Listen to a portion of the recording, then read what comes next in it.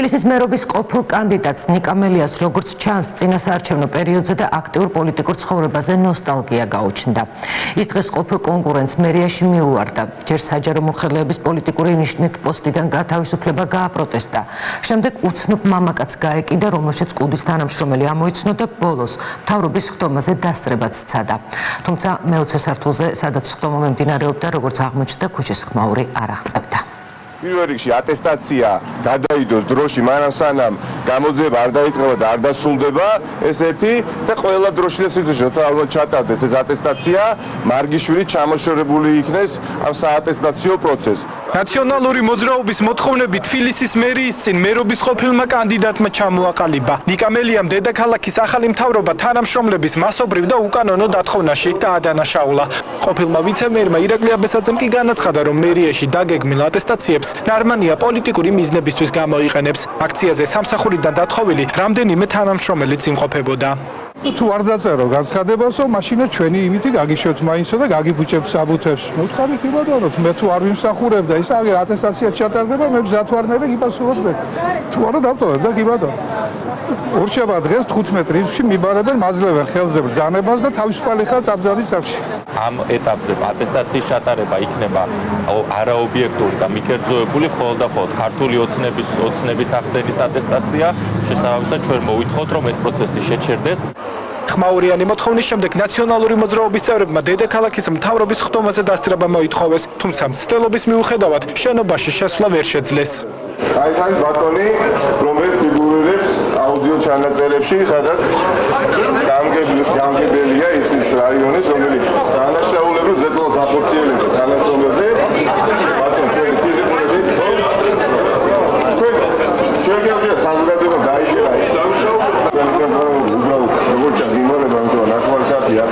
ეხლა ჩვენ დავიწყოთ თავის ხომებს.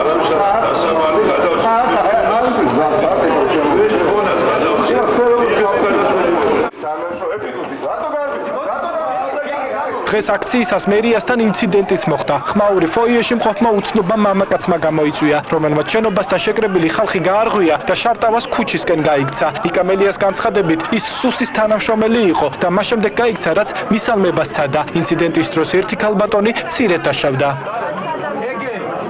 გამიტეხა და გადამიარა ზედ გადამახდა თალზე. აი ვინ იყო? ვინ იყო? შენი ხელი დავახჩომე ხლა რომ ნახავს. ეს მამაზაღლები ეს.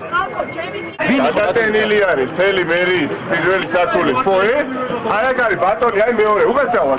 ჩვენი თანამშრომელი იყო, აი ეს არის სუსის. ჩვენ არა ვარ სუსის გემართვა. თქვენი ვაგვარი ხართ? პირველი. საუჯაჭ ხარგავა. გასაგები ის ბატონი მეტად ვინ არის? როგორ რატო დაიქცე? ფილოსოფი გაიქცა. აბა დაიქცა და ვინ არის?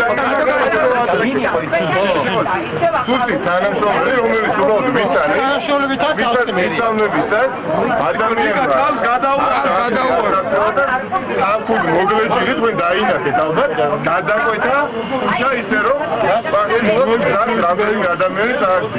საპროტესტო აქციის ხმა არ აღწევდა მერიის მე-20 სართულზე, სადაც დედაქალაქის მთავრობის ხდომა აბსოლუტურად მშვიდ ვითარებაში ჩატარდა. თბილისის მერმა ნაციონალური მოძრაობის წევრებს ხდომის დასრულების შემდეგ უპასუხა. საგრებულოს წევრს აქვს მთავრობის ხდომაზე დასწრების უფლება, თუმცა მათ ეს არ ქონდათ მიზნად განზრახული. ისინი აპირებდნენ აქ შოუს დადგმას და ჩვენ შოუებისთვის არ გვცალეო, უამრავი საქმე გვაქვს გასაკეთებელი, ამიტომაც მე მათ ურჩევდი სულ შოუმენობას შეეშვან. ადგილობრივ თვითმმართველობებში საკონკურსო თანამდებობებზე კონკურსის ჩატარება 2 თვით გადავადდა და ის ოქტომბრის ნაცვლად დეკემბერში დაიწყება.